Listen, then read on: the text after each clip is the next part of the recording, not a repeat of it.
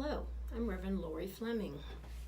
I was meditating the other day, and I realized that there's someone in my life that I love very much, that I really care about, but that I was holding thoughts of unforgiveness.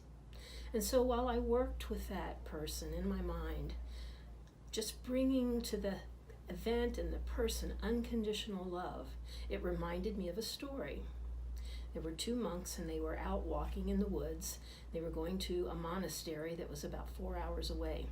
And it was pouring rain and they were soaked to the bone. And they were trudging through the woods and they came to a stream. And the stream was swollen with rainwater. And there was a young woman with a basket of food and a jug of water who wanted to cross the stream, but she was afraid because the rocks were almost completely submerged and she was afraid she would be swept away.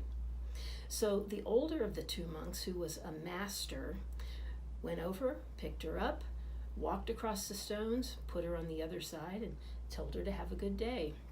The two monks continued walking in the rain, and the older monk could tell that the younger one had something on his mind.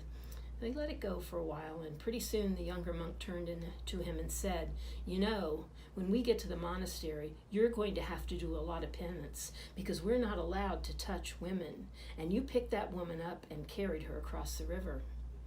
And the master monk said, "You may be right, my son, but I picked her up and let her down on the other side, and you've been carrying her for 2 hours. So I'm wondering, what are you carrying in consciousness that needs to be healed? What needs to be forgiven in your mind? When you do that deep spiritual work, it isn't always easy. And sometimes we can have a dark night of the soul. But once we work through it, we fill our lives with love. We spiritualize our thinking. And our lives get easier, they get better, and everything turns out for good. Namaste.